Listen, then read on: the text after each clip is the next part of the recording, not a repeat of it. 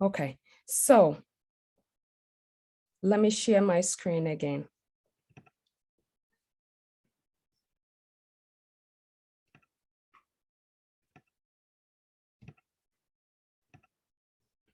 Okay, so that is what I said. Get a notebook and a pen and make sure that you're keeping records of your high blood pressure, your blood pressure every day, twice a day.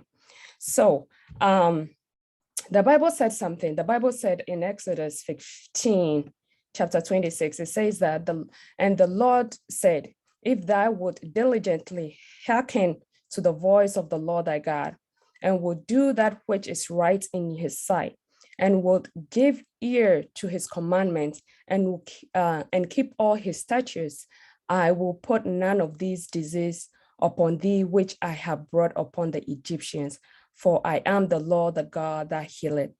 God has given us this beautiful, beautiful promise that when we just listen, when we just keep the commandments, we do have commandments, we do have, all the moral laws and all that, but we also have the health law. We also have the health law. Just a minute, please.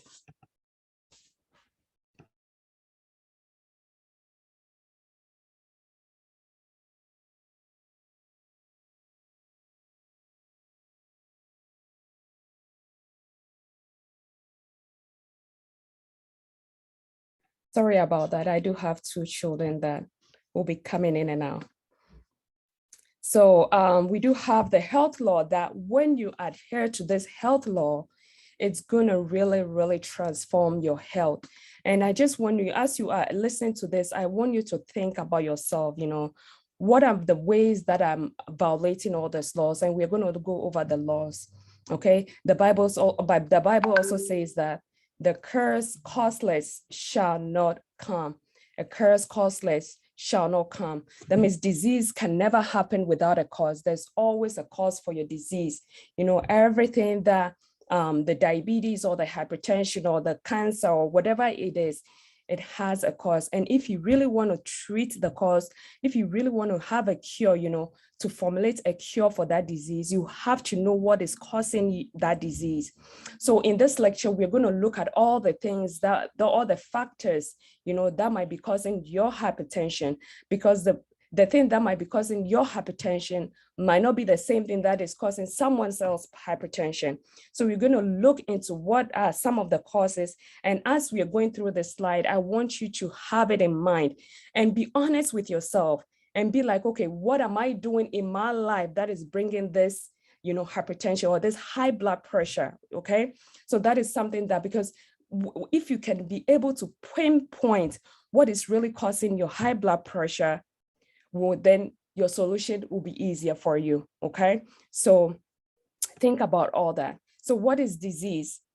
Disease is an effort of nature to free the system from condition that results from the violation of the laws of health. So God has put laws of health in place for us. And anytime we are violating it, we are, that's when we end up being sick. So God designed our body to heal itself. If you give your body the right condition, it will heal itself. So that is how our body is made.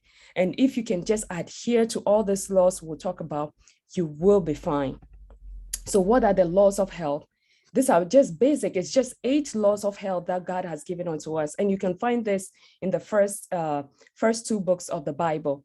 You have the pure air, you have sunlight, you have temperance, you have rest, exercise, proper diet, the use of water, and trust in God. These are the remedies that you need. We can even stop the presentation here, from there, just this information you get. If you run with this following all these laws, you will be fine by the grace of God. So let's talk about the hypertension. Hypertension, it's really a deadly disease. It's a cardiovascular disease. It's the leading cause of global death. Global cause of death at 17.3 million people die each year from cardiovascular disease. So it is no joke. And they are projecting that 23.6 million will die by 2030 from just cardiovascular disease. So this is not something that you need to be playing with. And I've heard stories upon stories of people, that just say, oh, I have it, my dad had it, my grandmother had it, it runs in my family, so I'm born to. Yes, the gene is there, but you don't have to trigger that, People with hypertension are 3 times more likely, to have heart attack, 5 times more likely to develop heart failure, and 8 times more likely to suffer a stroke than people with a normal blood pressure. Okay, it also raises your risk for diabetes, eye problems, and kidney disease. Mrs. Adeleke, please, if you can be monitoring the chat for me, because I cannot see it. If there's any question in the chat, please let me know. I don't know whether my sister too is here, but please let me know if there's a question in the chat. Okay, so what is hypertension? Hypertension, basically, it's like your systolic, that is the upper number. When you take your blood pressure, it's greater, it's consistently, it has to be consistent, consistently over 130. And a diastolic, that is the lower, the bottom number reading is above 80, okay? And this is just a summary, like the values of blood pressure. Some people are, elevated, some are stage 1, some people are stage 2, and there are some people that are having like hypertension crisis, and this kind of crisis, they have to be in the hospital, So with a normal blood pressure, it's like everything less than 120 over 80. And it is elevated if you're going above that 120. So anything between systolically 120 over 129 and less than 80, the bottom number, you are considered elevated, you have elevated blood pressure. Then high blood pressure, stage 1, it's 130 to 139, or diastolic is 80 to 89. Then high blood pressure, stage 2, is 140, anything 140 or higher, or a diastolic of 90 or higher is considered stage 2. And hypertension crisis is when anything higher than 180, so a systolic or diastolic of 120. Okay, I've seen people that are really, because they've had a blood pressure for a very long time, they are still up and walking even with a blood pressure of 180. Okay, but most people, they end up in the hospital because their blood pressure, it's really high like that. So the optimal blood pressure, our goal is to get your blood pressure lower than, to be within the range less than 120 over 80. That is our goal. That is what you should be desiring. So how were you diagnosed with high blood pressure? You went to your doctor's office, they took your blood pressure, they realized, oh, your blood pressure, it's really high. So what does the doctor do? They tell you, okay, you know what, you have to really restrict your diet, or they'll prescribe you with a low fat, low sodium diet. And they tell you, you need to lose weight, you need to exercise, you need to stop smoking if you're a smoker, and you have to regulate your diet. You need to add more fruits and vegetables. That is what they tell you normally. That's what the doctor tells you. Then you go home, you try and do it, you try and do all this thing they tell you, but still your blood pressure is still high. Then what do? You go back to the doctors. Now they put you on blood pressure medication. And the number one blood pressure medication they normally put people on is a diuretic. So they put you on that, they see how you do, they adjust some medications, then they can proceed to prescribe you with beta blockers, or the calcium channel blockers, or the ACE inhibitors, or the angiotensin 2 receptor blockers, and the alpha. So it goes on and on depending on how long you've had it. Because what I've noticed about the blood pressure is that if you're on one medication for so long, your body gets used to it. So they have to change it up. They change it up, okay? So that's what happens. So you end up with all different blood pressure medications. So let us take one. The most common one they normally prescribe is this hydrochlorothiazide. Is a very common diuretic that they normally prescribe for patients with with hypertension, and it's a diuretic, so it's like a water pill. So let's look at some of the side effects. I just want to get you guys' mind about, because if you're really depending on this conventional way of doing things or conventional medications, these medications have a lot of effects, like it has a lot of side effects on you, because even with all these medications, they normally study the plants, they study all these plants and they look at the chemical components of this plant and they make it into all these medications. Why don't you go to the plant itself and get the medicinal purpose of it than relying on these chemicals they prescribe to you? And just for those who joined us late, I did make a disclaimer. I'm not telling you to stop anything that your doctor said you should stop. Just continue what you're doing. But if you can apply everything we're going to talk about today, I'm telling you, I guarantee you that you don't have to be on that blood pressure medication. It just, blood pressure, you can manage it. I tell people blood pressure, diabetes, any disease, you can manage it if you can change your lifestyle and what you put in your body. Okay, you can change it. So please, I'm not saying you should just go and stop your blood pressure medication, but what I said is that you need to keep a record, because as you are making all these lifestyle changes, you're going to see a drastic change in your blood pressure. So you need to be keeping records of your blood pressure. So you take your blood pressure in the morning and you pick a time twice a day and just keep a record of it. And as you're applying everything that we are going to learn today, you're going to see the change. You're going to take that paper or that journal to your doctor, and they're going to see that they're going to cancel or discontinue all the blood pressure medication that you are on, as long as you follow whatever we'll be talking about. If you follow it, you're going to get great results. So back to this medication, hydrochlorothiazide. So look at all the side effects it have. It causes your acid base problem with low chloride. That is a very, very big problem, because our body has to be in that balance. But this medication does throw it off. It causes low sodium in your blood, low potassium. And we know that you need that potassium. So the potassium, it's like a vasodilator. It dilates your this thing. But when they put you on this thing, it lowers your potassium level. And how many of you can tell me that they prescribe you a medication, you started on it, you saw results, and then later you are getting high blood sugar. They say you're now diabetic. It's all from these medications that they are putting people on, and these are small side effects of this. I don't want to go through this all, but you can go to WebMD and just look at it. One thing I want to bring up is that headache. I've heard people, they tell me, they are having this numbness or the tingling, or they are having headache and high cholesterol, but they are not understanding that these medications can trigger all this side effect. Okay, so they say high blood pressure is a silent killer. Is it really a silent killer? We need to really be in tune. We need to be very, very in tune to our body.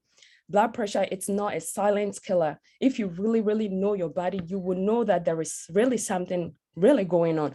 Way before you were diagnosed with that high blood pressure, your heart, you might be having, once in a while, you see some irregularity in your heart. You might have like a chest pain for like maybe 5 seconds, but you didn't, you'd be like, you just brushed it off. You'll be having a racing or palpitation. You'll be having in your kidney, you'll be having like some odor, or your urination patterns changes, or night sweats. With your hands, you'll be having this tingling, poor, blood flow. You have retention, you have that tingling hands. These are all signs that your body is telling you that there is something wrong, but normally we ignore all those signs. With your legs and feet, it swells, it's like swollen, or you have poor blood flow in it. Water retention. With your headache, sometimes you just have headache that you don't even understand, or ringing in your ears, or even with your bowels, constipation, bloating. So all these are the signs that your body is telling you there's something wrong, way before you were even diagnosed with high blood pressure. Okay, so we really need to be paying attention to our body. So what are some of the possible causes of hypertension? This is where I want you to put on your thinking hat, okay? Because we said that, I don't know whether you guys were all here, but we said that if you want to know the cure for any disease, you want to know the cause of it. So as we go through the slide, you will know what is causing your blood pressure, because what is causing your high blood pressure is different from what is causing someone else's blood pressure. And as long as you can be able to identify what is causing your high blood pressure, the solution is easy, very, very easy. Okay, so some of the secondary cause means that something happened, something is already happening to you that then that you ended up having like a high blood pressure. So sometimes, you know how the kidney and the blood pressure, the kidney helps to regulate the blood pressure. So if you're having issues with your kidney, okay, eventually you end up having high blood pressure. I don't know whether there's anyone here that had that issue before. You were having issue with your kidney, then eventually it turned out to be that you are having high blood pressure as a result of your kidney problem. Another issue is adrenal gland fatigue. People are you put so much pressure on yourself. You put so much and you're so stressed out, and your adrenal glands, you know, it produces a very, very useful hormones. Now it increases, that's the adrenaline, and the adrenaline, it's for the fight or flight mode. It puts you on the fight or flight mode, and it causes inflammation in your arteries. So much stress is another, you know, can cause your blood pressure to go high. Diabetes, obesity. So those are some of the things that can cause you to have high blood pressure. What are some of the primary causes? And this is the most prevalent one, the primary causes, because people are eating whatever they want to eat. They don't want to change their lifestyle, and then they end up having high blood pressure. So most of the time when you're on a diet with animal food, you know, and we'll talk more about that. When you're on a diet with animal foods, it will increase your blood pressure. Lifestyle, very, very important, your lifestyle. As I said before, like people say, oh, you know, I've had it, my mom had it, my dad had it, they have high blood pressure. So, you know, it is in my gene. Yes, you have the gene that it's just like your genes may load the gun. It's just like a gun, right? But your diet and your lifestyle is the one that triggers the gun, okay? So that should not be an excuse for you because your family have it, you have to. That should not be an excuse for it. You can change that gene. You can change it with your lifestyle and your diet. And if you're violating, if you have this tendency, that gene in you, that hereditary gene in you, and you're violating the laws of health, that is what it will be causing you to have the high blood pressure too. Low levels of vitamin D. Yes, low levels of vitamin D can cause high blood pressure. How do I say that? Vitamin D, it's just like a key, you know, it's just like a key that opens the cells.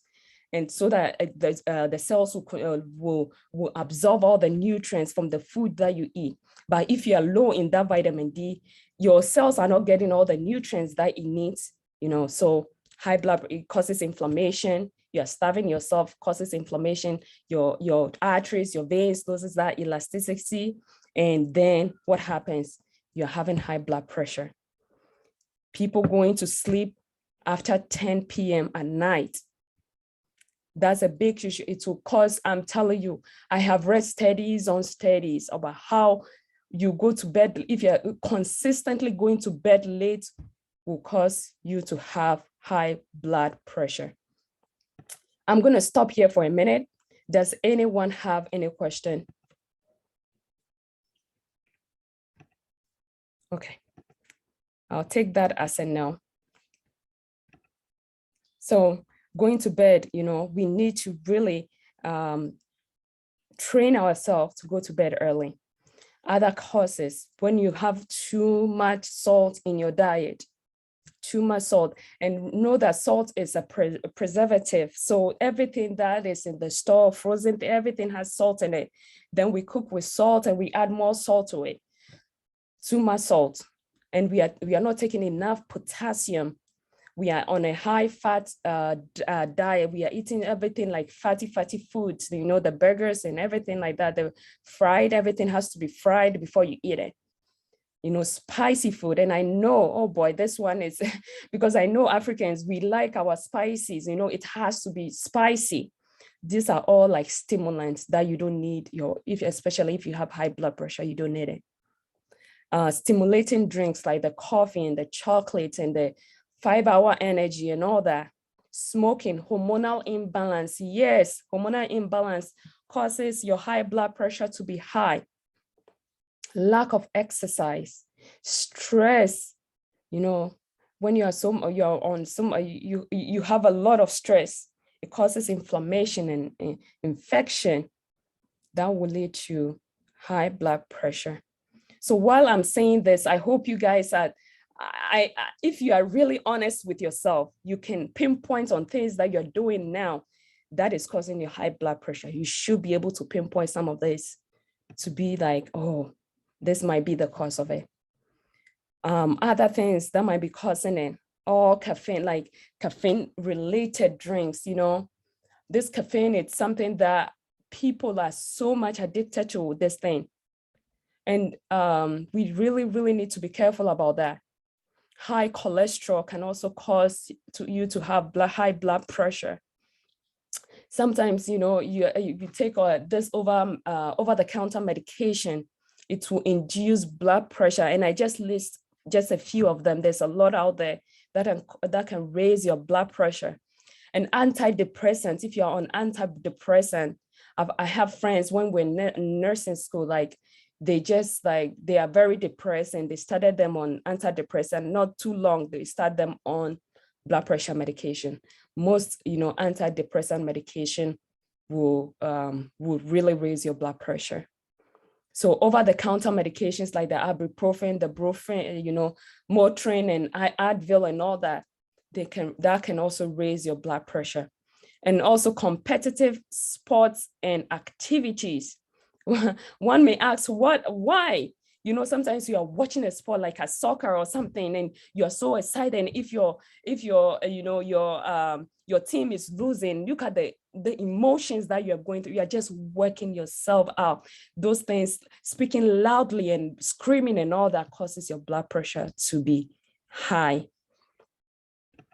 Okay, so now let's take a look. I know this is why most of you came in, but as I've mentioned before, if you're able to know the cause of your blood pressure, this is going to help you out to figure out the best way you can reverse your blood pressure. So I want to give you a scenario, and I want you to unmute and answer, please. If, for instance, you get home, you go to your kitchen, you realize there's water everywhere, okay? There is water everywhere.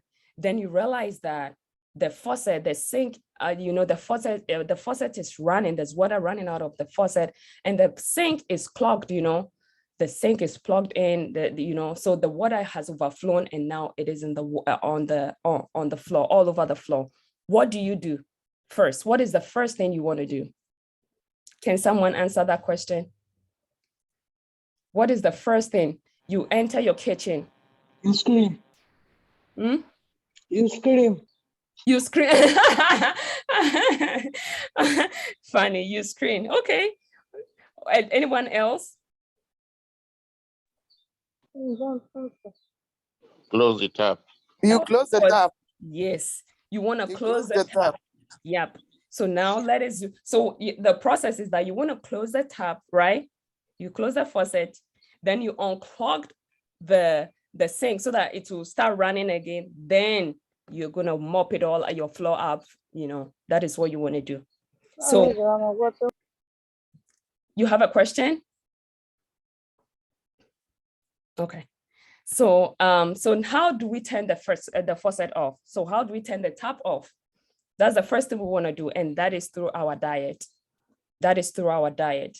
And I know this is where a lot of people fight me with. Anytime I have consultation with people, oh no, I cannot do without my meat. Oh no, and you have high blood pressure. I tell you, have blood pressure, it's nothing to be joking about. I've had friends, I've lost, my sister is here, she can testify, our family friend.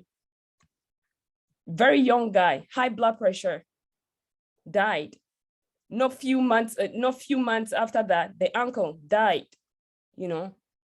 High blood pressure is not something that you need to joke about. So when they're telling you that you need to stay off that meat, there's a reason for that. The meat you see in the supermarket these days, it's just full of sodium.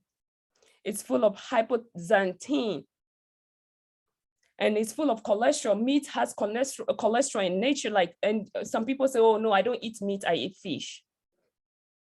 Fish has cholesterol in them, and it causes inflammation in your blood vessels, which clogs your artery. So let's take a look at this hypoxanthines and the nitrates. Animal flesh contains hypoxanthine. It's a stimulating substance with a capacity to create addiction. That's why some people, they eat the meat, they want to have more because they put things in it that will make you want to have more. And they advertise it in a way that will be enticing to us. The chemical structure of hypoxanthine has a strong resemblance to that of caffeine and coffee, or the caffeine in coffee, or through theobromide in cocoa. They have similar effects, okay? And the sodium nitrates in the meat, it's used as a preservative that would increase your heart disease. It's thought that sodium nitrate may damage your blood vessels, making your arteries more likely to harden and narrow, leading to heart diseases. It is also known to be a cancer-causing agent, and they put this in our food, and this is how it looks like. This is a meat without the nitrate. This is a meat. Which one will you buy? They know that people will buy this one. So that's why they have to make it that way. People want nice things. And this is what is killing many people, because they know that if they sell it this way, this is the nitrate, this is how it looks like. We need to be careful of what we put in our system, especially if you have any form of, it's not just hypertension, any form of disease. So why are we saying that you need to avoid all stimulants? Stimulants are compounds used to push people beyond the normal limits of the body's function. Stimulants are good, it has its place, especially if like you are crossing the road or something and you see a lion coming. That is when that adrenaline, you need that, but you don't want to stay in that mode forever. But when you are stimulating your body, it's like you are in that adrenaline mode forever. And that would damage everything, every organ of your body. The common function is the ability to increase adrenaline. The use of stimulants induce the feeling of increased energy. You know what? That's why when you drink coffee, it's like you are up and you have a lot of energy. And you are alert by acting on the set because it acts on your central nervous system. All stimulants affect the body by increasing your heart rate, your blood pressure, and your blood temperature. So every time you are taking anything that will stimulate you, you are increasing your heart rate, you are increasing your blood pressure and your blood temperature. That's why I really highly encourage you to avoid anything that will stimulate, any stimulants that you eat. And meat is one of them. Examples of stimulating drinks or food. So the salt is a stimulant. Refined sugar, it's one of, everything has sugar in it these days, everything. That's why you have to be really, when you go to the market, read the labels. High fat diet, coffee, caffeinated soft drinks, soda, addictive stimulants. Those are the 5-hour energy, I don't know, bulls or whatever they call them. I don't remember anymore. Tobacco and alcohol. These are all stimulants. Okay. And someone tells me they don't drink alcohol, but you know that when, I don't know, my Ghanaian friends in here on this platform, anytime you eat kenke, if anything that causes fermentation in your stomach turns into alcohol, it's an alcohol. So you might not be drinking alcohol, but anytime you eat your kenke, it turns into alcohol in your system. And I tell you, that was one of my hardest because I love kinky. My sister is here, she will testify. I love kinky. So one day I called her and I told her that, oh, she wanted to send me kinky. And I'm like, oh no, that I stopped it. She was surprised. And I had to stop when I came to that realization. Okay. How to turn off the continue. We are turning off the faucets with our diet. All flesh foods and their byproduct. That is your eggs, your dairy, your cheeses. And all this, you can get it in the plant form. I make my own milk. You know, I'm not like an egg person anyway. But you can make your tofu you can make eggs from tofu, you know. You can have the plant-based cheese. You can get all this in plant-based form. You don't have to use that animal products. All kinds of hot pepper and hot sauces. Yeah. This is going to be hard for some people because we are so used to that hot. My mom cannot eat anything without pepper. We are used to that hot. It has to be hot or else we can't eat it. But those things are stimulants. Those condiments like the ketchup, the mustard, the mayonnaise, the vinegars, all these things are stimulants that is stimulating your body anytime you eat it. And that is increasing your blood pressure the more. Spices, you know, the black and white pepper, you know. I want to go back to the pepper, you know, you can use cayenne pepper is something you can use medicinally. It's not something you want to be eating, but the other peppers, you need to do away with those. Spices like the black pepper, the curry, the ginger, and all that. Instead, you can use just the bay leaf. They are good for you. Coriander or the cardamom, these are good substitute for that. What else? How are we turning off the faucet? You want to exclude fat. Chocolate, yes, chocolate, you know, chocolate contains caffeine and it contains turbomamine. And those things are stimulants. Tobacco, alcohol, coffee, all these things, you need to do away with them. Fried foods and highly processed foods. Anything that is white in your diet. Like the flour, they've bleached all the flour, they've taken all the nutrients in it. That's why like white bread is cheaper because it's like they bleached everything in there. They strip all the nutrients in there. Then they sell it to people, and people, that's what people want. People like to buy. So that's what people want. That's what the makers do for people. But it is not healthy for us. What more? We are still turning off the faucet. Tyramine is something, foods that contain excessive tyramine levels, we need to avoid them. And what do I mean? Tyramines are good, and it has, you know, we have a little bit in each food. It's an amino acid from tyrosine used to break down protein and helps to regulate blood pressure. But excessive of it, if you have too much of it, it stimulates the norepinephrine, that's your fight and flight response. It also stimulates your serotonin. That's why some people, they cannot sleep because they have excess tyramine in their system. And what food, let me show you what food, like it's like if you are eating like aged, fermented, spoiled food. Example, the meat, the pork, the cheese, the chocolate, overripe, you know, overripe avocado, overripe bananas. All this food contains excessive amounts of tyramine in them.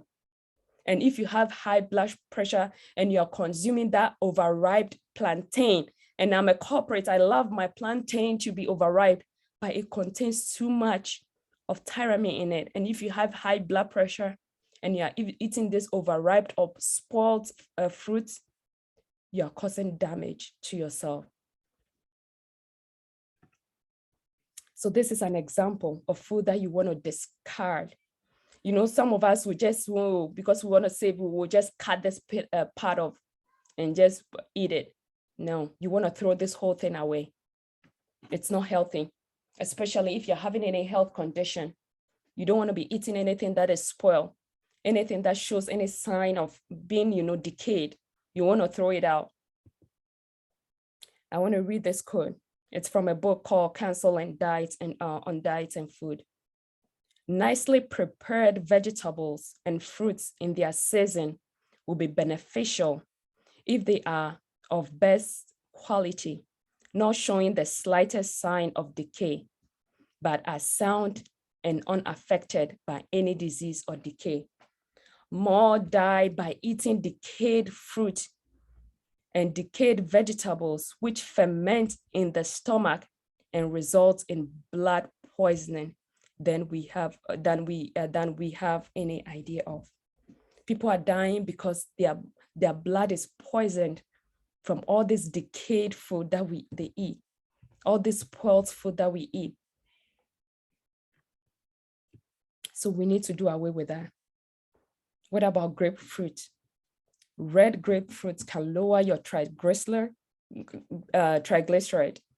levels and cause your blood to flow easily and lower blood pressure. But there's a catch to it. That's why when you are on blood pressure medications, I will not advise you to take any grapefruit. And if you are, you need to look into it. It prevents medication from metabolizing. It causes concentration. It makes the medication, yeah. So if you're on any beta blocker or any diuretic or anything, it makes the concentration in your blood of the medication so high.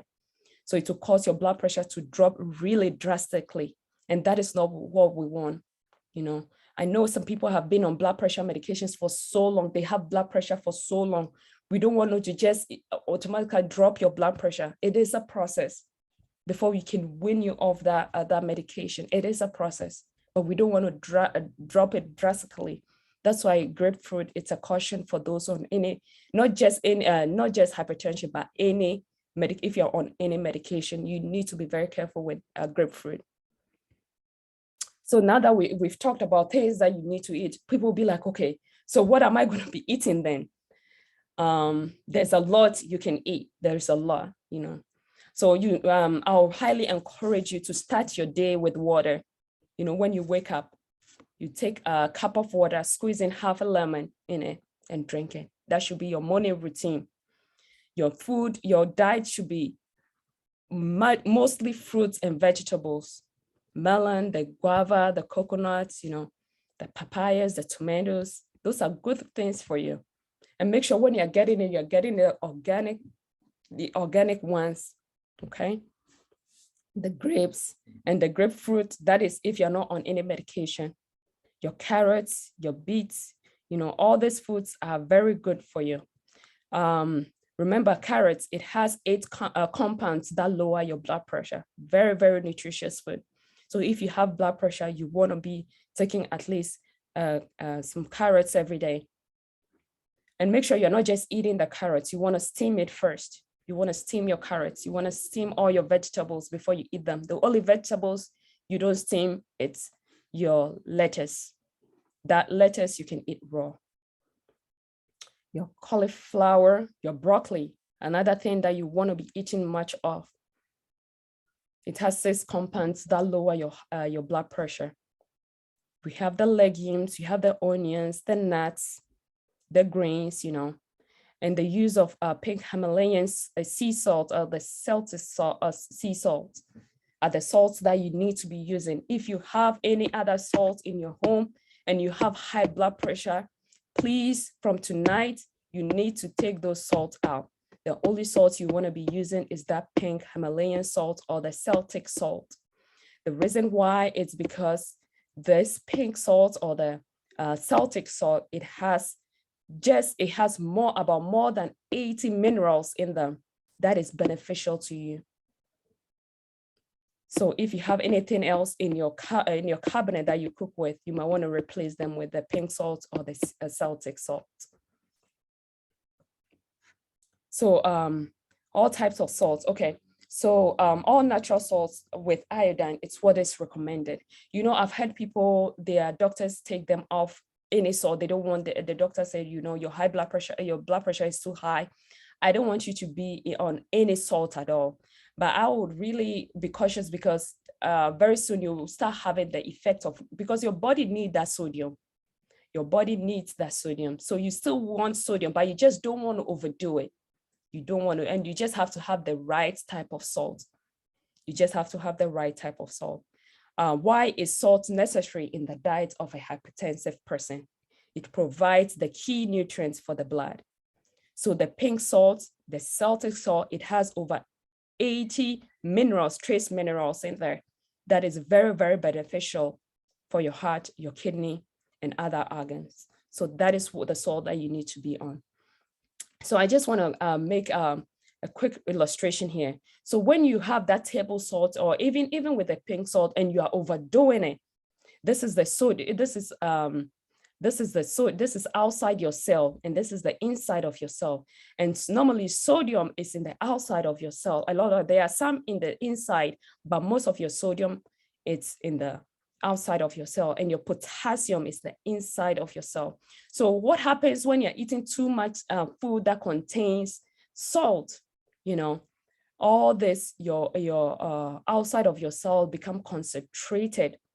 Okay, it becomes concentrated with salt. So what does it do? It will try to pull out water from the inside of your cell to compensate with that. And what happens to your cells? Your cells are shrinking, and that is when you get all this high blood pressure problem also, when you're on so much salt diet. So you need to watch out for the salt. I'm not saying that you should completely eliminate salt. You need salt, but you need to be very careful with how much, and also what type of salt that you use. Things or more things that you can be eating: nuts, seeds, peas, and beans should be one of your favorite food you need to be eating. These foods, these are the food that the body converts into amino acid called the L-arginine. The L-arginine produces nitric oxide. And we all know what the nitric oxide is. It relaxes, it's a blood vessel relaxer. It causes it to dilate or expand, thus lowering your blood pressure. So the nuts, your seeds, your peas, and your beans has all these things in it, okay? Beans, especially the red kidney beans, it has high potassium, and you need potassium. If if you need to supplement, you can go for blood work. Make sure your potassium is in a higher range, okay? Make sure, or you can always buy over-the-counter potassium, or just eat your red kidney beans. Your beans has a lot of potassium in it. And beans and rice is equivalent to the nitroglycerin tablet. You know how the nitro patch or the tablet is? It's when you're having chest pain, they give you, when you go to the hospital, you put one under your tongue and you're good to go. It helps dilate, and that you can find in beans and rice. But many people prefer the medication than just eating the healthy beans and rice, okay? Lecithin is another one that you can try, you can use. It also improves cardiovascular health, especially if you are already at risk of developing high blood pressure. Very, very good. You can sprinkle it. You can get it in a pill form. You can, sprinkle it in whatever food you want to eat. Take 1 to 2 tablespoons daily. CoQ10, very, very powerful one too. Okay, it's something that you can supplement with that. It has very good nutrient in it. I was actually reading a research recently on this. Lowers the blood pressure drastically. CoQ10 does that drastically. You can get this on Amazon. Read the reviews on Amazon. I was really impressed. Okay, so let's take a look at how when you want to eat, how your doctor tells you go eat. I want to just give you a visual of how your plate should look like when you want to eat. Make sure you just have a mental picture of your plate. And half of your plate should be either fruits or vegetables. You don't want to be eating fruits and vegetables in the same meal. And there's a reason for that. But I don't want to, it's going to take most of our time. I'm not going to concentrate on that. But make sure that when you're eating vegetables, it's just vegetables. You're not mixing vegetables and fruits, okay? So you have your plate. That means most of your meal should be fruits or vegetables. Make sure your vegetables are steamed. The only vegetables you don't steam is the lettuce, okay? Then you have your carbs, then you have your protein. Those constitute just a quarter, half of the half plate, okay? Then you're gonna end your meal with some fats. When I talk about fats, I mean your nuts, okay? So I will highly also recommend you to be on like a 2-meal plan. Your body does not need 3 meals a day. No, your body does not need that. 2-meal plan. So make sure when you eat your breakfast, you eat a very hefty, good breakfast, right? You don't want to be eating anything. Please, I want you to ask me a question about this. Very, very important. I don't have it on the slide, but because I want to really emphasize on that. When you eat your breakfast, you want to wait. Anytime you eat, you want to give your body at least 6 hours before you put anything into your body again. You eat your breakfast. And my eating times are 8 o'clock and 2 o'clock. Then I'm done for the day. 8 o'clock and 2. So any time that works for you. But make sure that you're not eating too late into the night. The only thing you are doing within that 6 hours is drinking water. Make sure you're not drinking water with your meals. You wait after you eat at 8 o'clock. I don't drink water till probably 9:30. Then I start drinking water. I drink my water. Then when it's at 1:30, I stop drinking water. Then I go for my meal 2 o'clock. So you need to train your body to, you need to train. It's a training. If you really want to do, you can do it. Okay. Just train. And I've heard people say, oh, I'm diabetic. They say I have to be eating, I know people that their mouth is almost moving. No, it's not healthy. Remember that your gut, right? Your gut has at least 60 to 90% of your immunity is in your gut. And people are sick because they are not taking good care of their gut. And the best way to take care of, your gut is spacing out the time that you eat. You can't just be eating.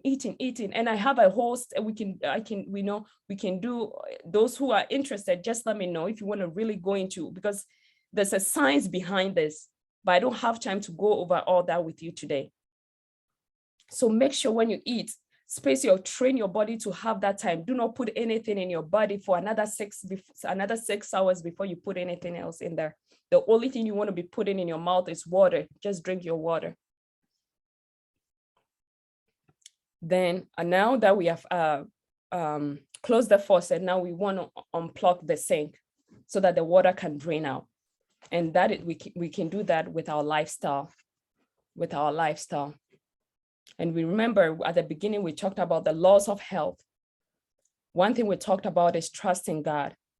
Sometimes we carry the burden of, we carry so much burden on us and we are so stressed out. Some of us, it's like one job to the other. We are just so stressed out with job, with our children. Yes, but you don't have to, you need to trust in God. Stress can cause hypertension by stimulating of the nervous system to produce large amounts of vasoconstricting hormones. That's the same adrenaline we say here. That will increase your blood pressure. So why don't you just relax? We need to really work on your stress level. If you're really stressed, your blood pressure will always be high. Just trust in God. One thing I remember a few years back, I was really under stress and I knew the effect it had on my body. It had so much mental effects, not just the mental, my body, I could feel my joint pain. I could hear things. Honestly, that's how stress does to you. But we need to trust God. If it's about your finances, you need to sit down. Do I really need this? I had to cut off a lot of things. Right now, I don't have cable. There's a lot of things I do not have because I don't want to add to my stress. No, I don't want finances to be part of my stress. No, if it's finances, you need to check whatever you are spending. Do I really need that shoe every month? Do I really need that? So that you don't have to really keep that 2 jobs that is causing you a lot of stress. You don't need that. And trust God. And forgiveness, like unforgiveness, causes a lot of people to also be, it's like every time you see that person that it's like, it raises your blood pressure up. We need to let go. You need to let go and trust God. He will provide for you. Also, carefully read labels and select items low in salt or sodium. Make sure you're reading the labels. You just don't go and be picking and picking and picking. No, make sure you're reading your labels. You cannot believe how many sugar in things. There's just so much sugar and salt and things. It's unbelievable. So you really need to read it. Let's talk about sleep. This is so how is sleep helpful to the hypertensive person? Sleep, it's really good for us, you know. It relaxes the body. That's lowering your blood pressure. You have to go to bed before 10 o'clock. I know there are people here, they say they do, they do night shifts, you know, but that is your choice. But our body is not meant to be awake at night. By 9:30, our brain starts releasing melatonin. Then what happens when you are still awake at that time? Your body has to go into it to stay up. When you start staying up late at night, it will increase your cortisol level just to push that melatonin back. And this cortisol will inflame, it causes inflammation of your arteries, and it will increase your blood pressure. Please, please, please. You need to have that 8 hour. You need it, especially if you have any underlying condition. If you have high blood pressure, you need to be in bed by 10 o'clock. This is a study they did. The conclusion is that it reveals all-nighters, you know, all night. There's a reason why they are paying you. When I remember when I used to work at night in the hospital, I used to work in the intensive care unit. They were paying me $5 more than the person that works during the day, you know, but it all has this health effect on us. And this study reveals that all-nighters may be so dangerous. A study reveals why all-nighters may be so dangerous for your health. It is dangerous. It causes obesity. It causes diabetes, okay, and other health issues. And I have, if you want more information on that, I have the article right here. I can send you the link of it. Let's talk about exercise. You know, when people say exercise, you think you will have to go to the gym, I have to be running and run. No, the best form of exercise is walking. Dedicate every day for an hour walk. I'm telling you, I have this program, like you can walk yourself out of any diseases. Because when you walk, every part, every organ in your body is involved in that activity of walking. So it stimulates everything up. It not stimulates, but it brings all the stuff into play that all your arteries, it dilates everything so that the blood will go to all the parts of the body that is needed. So walking is the best form of exercise.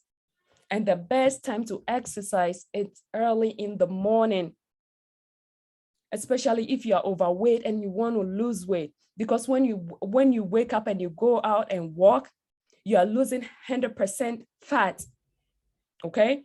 But when you eat before you go walk, you are losing 50% fat and 50% fat or 50% calories, okay? So if you really want to lose weight, the first thing you have to do, take that 60-minute walk, you take 30 minutes walk, 30 minutes back home.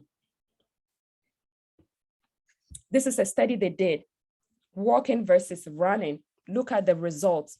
Life Science Division at Lawrence Berkeley National Laboratory, they did a study, and the data of 33,000 runners and nearly 16,000 walkers. And this is the results they got. They realized that those who had high blood pressure, just by running, they were able to reduce it by 4.2%. And walking, look at how many percent. So walking is the best form of exercise, my friends. 7.2% by just walking. Reduced your high cholesterol. Running just by 4.3, and walking 7%. Reduced diabetes 12.1%. And by walking, it reduced it by 12.3%. And that is because diabetes, it has to do with the carbs, okay?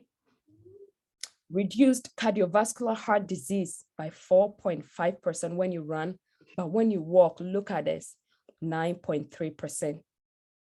So walking is the best form of exercise, an hour a day, 7 days a week. Trust me, if you do it, you will see a dramatic change in your health. Water, let's talk about water. You drink 1 cup of water with 2 tablespoons of lemon every day. Let it be that your ritual, because when you sleep, when we sleep, that is when our vessels, our arteries, everything is dilated, everything is flashing out of our system. That's what we need, we need to sleep. And then when you wake up, you're going to flush out all the toxins that have been released. You want to flush it out. That's why you need 1 cup of water and 2 tablespoons, like half lemon juice, lemon every morning, and flush your system with it. You need to increase your intake of water. I know people, they do not drink water. They drink, but they don't drink enough. Some people just drink, they are not, and because they say they pee a lot, they don't want to drink. That's because you're not drinking the water the way you have to be drinking it. You don't drink with your meals. You drink, about an hour and a half after your meals, you start drinking your water. Then you'll be sipping, you sip, you don't just gobble everything down. You sip every 10 minutes, you sip every 10 minutes, you have a sip of water every 10 minutes, and make sure that, and the ideal, how much water, that's a question I get most. I get this question the most. How much water should I need to take? Just divide your weight by half, and that's how much ounces of water you need to drink. Your weight, you divide it by half, and that's how much ounces of water you need to drink. The kidneys compensate because of lack of water. Dehydration will increase your high blood pressure. Okay, it will trigger it. When the water volume is low, the kidneys increase pressure to compensate for the lack, and to compensate for lack of water, and this in turn increases your blood pressure. So you need that water. So other things you can do with your lifestyle. I really do love hydrotherapy. Water, it has its own healing property. Water has its own healing property. You can do something called the hot foot bath. You can just go on YouTube. There's a lot of videos out there that you can use for that hot foot bath. So what normally you do, it's you just immerse your feet in a container with warm water. You start with the warm water, okay? You have blankets. You're going to cover yourself. You're just going to cover your heart. You're going to cover yourself with that blanket, at least 2. Make sure, very good blankets, 2 of them. You cover yourself. You put your hands, your legs, your feet in that warm water, okay? And you need someone to help you with this. Then you put an ice cold rag on your forehead. Ice cold, it has to be cold. You can do that for 20 minutes. You're going to be sweating, and that's what we want. It's just this kind of therapy just helps. It's just like your heart pumping. So if you're really having high blood pressure, it is something that you can just do quickly to bring your high blood pressure down, okay? If you have any more question about that, just let me know. I can send you videos on how to really do this. Or you can do another one is the arm bath, the hot arm bath. It's just same procedure, but that one you just put your arms instead of your feet in that, okay? So with the hydrotherapy, there are other uses. You can use it to decrease your blood pressure, okay? You can, and if you're having problems sleeping, this will get you to sleep. If you do this hot foot bath, it will help you to sleep very well. It will boost your immune system, and especially people that have congestion a lot. Some people have a lot of gunk, like if you're having asthma, you have a lot of things in your chest that needs to come out. This is a very, very hydrotherapy. This hot foot bath, it's a very, very good one. It just gets the blood, rich blood to where it is needed. I really, really am a believer of this therapy. So that is something that you need to do.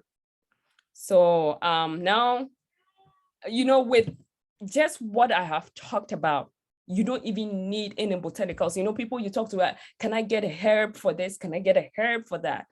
If you can just change your diet and a lifestyle, you will not even need to be on any herbs to control your blood pressure, to be honest with you. just stick to that diet and your lifestyle. So now we want to mop everything out. We have, turn off the faucet with our diet.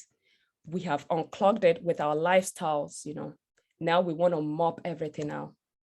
And mopping it out has to do with your herbal remedies, some things that you can be taking, that can help you reduce your blood pressure. And number one is the garlic. Garlic should be your friend, Garlic, you can take you take 2 cloves twice a day. In chronic situation, 2 to 4 cloves 2 times a day. Or you can just buy this granules. They sell it online. You can just buy that one. It works perfectly too. Caution with this garlic, if you want to just be taking raw garlic. Garlic is a blood thinner. It dilates your vessel. And it's a blood, so it gets the blood moving. So it's a blood thinner. So if you're on blood thinner, you don't want to be on, or aspirin, they prescribe aspirin, you need to be cautious with garlic, okay? Or the flaxseed. Flaxseed should be something that you need to be taking daily also. Flaxseed, there are research upon research on how flaxseed helps to reduce your blood pressure. So you can take 2 to 4 tablespoons freshly. Make sure when you're buying it, you are buying the unsalted one that has not been roasted, and make sure if you can get the organic, that will be better, okay? Don't grind it and leave it. You grind whatever you need at that time and use it within an hour or 2, because it normally gets spoiled like very easily. So make sure that when you grind it, you just use it, however way you can use, sprinkle it on your salad or your food, you sprinkle it on it, then you have it. It will bring to lower your blood pressure. This was a study that they did, and they found out that flaxseed consumption may reduce your blood pressure, a systemic review and meta-analysis of control groups. So flaxseed should be part of your daily thing that you eat. Your beans, remember your rice and beans should be part of it. Your calcium, you need your calcium. These are vasodilators. It dilates your vessel, and you can get your calcium, your magnesium from your pumpkin seed or your sunflower seed, your sesame seed. They do have very good, calcium and magnesium on there. So make sure you are not buying the one that is salted, because in the store they have one that is salted down, some that is unsalted. Make sure you're getting the one that are unsalted, that are not also roasted. Or another option is that you can get the calcium plus or liquid calcium and be taking it.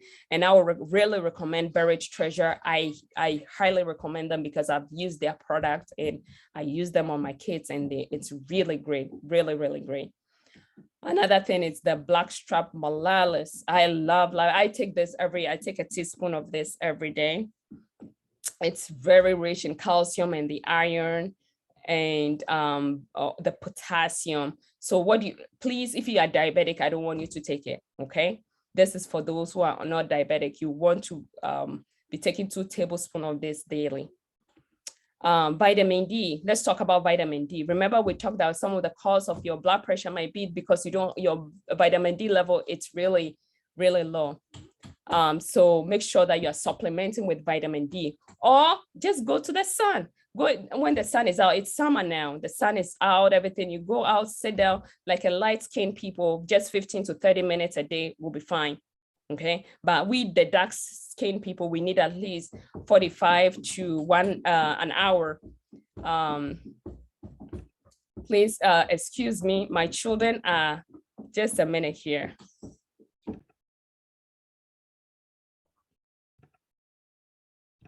So we are talking about vitamin D. So the dark-skinned people, you want at least 45 minutes to an hour or an hour and a half in the sun. Okay. But during the winter, you can always supplement with that. You really need that vitamin D. Vitamin D, as we said, is a key.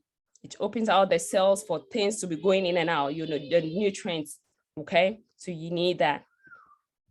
And also sunlight exposure. Sunlight exposure also produces nitric oxide naturally, which aids in lowering blood pressure. That's why I really recommend staying out in the sun, take a walk in the sun if you have, or if you want, or just sit in the sun for at least 45 to an hour. Stay in the sun, you get that vasodilating properties that the sun produces. God, remember, God just did not make things. There's a reason why he made the sun. There's a reason why he made the plants. There's a reason why he made the waters. There's a reason why he made everything. It is for our own good. And we are supposed to utilize all this. Okay, there is this thing they just invented. It's called the respirate. And I want to show you guys a video really quick about this. So if it's something that you Respirate really is the only FDA-cleared device clinically proven to lower blood pressure. It is not a drug and works by regulating your natural breathing cycle. Use it just 15 minutes a day, several times a week, and you'll see a significant all-day reduction within 3 to 4 weeks. So how does Respirate lower blood pressure? Respirate features 3 main components: a breathing sensor, a computerized display, and headphones. As you inhale and exhale, the breathing sensor and computer analyze your breathing pattern and play back 2 personalized guiding tones, one for inhaling and one for exhaling. Your breathing naturally synchronizes with the tones. In, out. In, out. In, out. In, out. As you sit back and listen, Respirate gradually prolongs the exhalation tone, guiding you to slow your breathing without any effort. Within a few minutes, the muscles surrounding the small blood vessels in your body dilate and relax. Blood flows more freely, and the blood pressure is reduced. Physicians and patients all over the world have added Respirate to diet, exercise, and medication in their fight against hypertension. It's easy to use, and you don't need a prescription. Respirate has been praised by more than 20 popular and professional textbooks as an ideal, non-drug method for controlling high blood pressure. Respirate has won praises from NBC News, The Washington Post, and The Wall Street Journal, who says that mounting research shows that exercise. Okay, so you guys get the idea. So this, I think when I looked at the price, it's about almost $400. So if it's something that you have it, but honestly, if you can just control, try to take in deep breath and all that, you can do it by yourself and just relax your vessels and your arteries with just your breathing, but this will really help you. I've had, mixed feelings about this. If you look at the reviews on Amazon, some say they work, some people say it really did work for them, some people say it didn't really work, and it takes at least 8 weeks for you to really see the effect of it. So if it's something that you want to try, I would suggest that you go to the manufacturers, those who manufacture, you buy it at their website, because they will give you, I think, 60 days trial. You can return it after 60 days if it doesn't work for you. But if you buy it on Amazon, I think it's for 30 days. So that is something that you might want to also consider. Respirate is. So another thing, we are still mopping it all up. We are almost done here, sisters and brothers. Cayenne pepper. Remember, I told you guys, pepper, you don't want to do anything. The only pepper that you want it to be part of your, your diet is the cayenne pepper. And this has benefits of blood thinning. It dilates the blood vessels, and it strengthens the arterial wall. You don't really want to be cooking with it, but you can, they have it in capsules form, and I sell it in my store too if you want the capsule form, the powder, or you can just use like a quarter of a teaspoon and put it in a water and just drink it. It's hot. It is really hot, but it does work. It would drop, it will bring your blood pressure really down. Hawthorn berries. Hawthorn berries are every if you have high blood pressure, you want to be on hawthorn berries, and all these herbs. My personally, my goal is that you don't be on any medication or any herbs. You can be on it for as you are transitioning, you're transitioning from everything. You can be on it for a year or so, but eventually you want to have that health, that optimal health God wants you to have, so that you don't be on any medication. And yes, you maybe once in a while, you might want to take the hot berries and just, have a tea out of it, and you can do that. But it is not something that you really need, because you have really focused on your drinking water, your sleep, you have focused on your sunlight, you've done all the 7, you are really practicing the laws of health. You would not need to be on this or any herbs or any medication. So with the hot berry, you can buy it whole. I think they do have it. I do actually, you can get it in a powder form and the capsule form. Very, very good for the blood pressure. And anything that has to do with the heart. Hot berries is something that you need. The kelp and the dulge is something also. It has the calcium, it has the potassium in it. It's in the powder form. You can sprinkle it on your food that you want to eat. I personally, I developed my own. I did my own my research, and I came up with this tinctures. And I think some of you might have some. I have this hot berries and in my tinctures and my this thing that you can get. If you want information on that, you just let me know. And also this superfood, I will highly encourage you to have this superfood because it has a lot of minerals and a lot of antioxidants, a lot of even the kelp and all that you need. All your potassium and your calcium is in this, packed in this. And I'll highly recommend that for you. This video, it's a very long video. It's a documentary, Eating You Alive. I want you guys to take a picture of it or write it down. And if you have time, please watch it. It's on YouTube. It's called Eating You Alive. And you can draw some lesson and you can hear testimonies of people, how they transitioned. They made changes with their diet, or they made changes with their lifestyle, and how their health now, it's a very, very nice. So that brings it up to the end of our presentation. So now I'll open it up for any question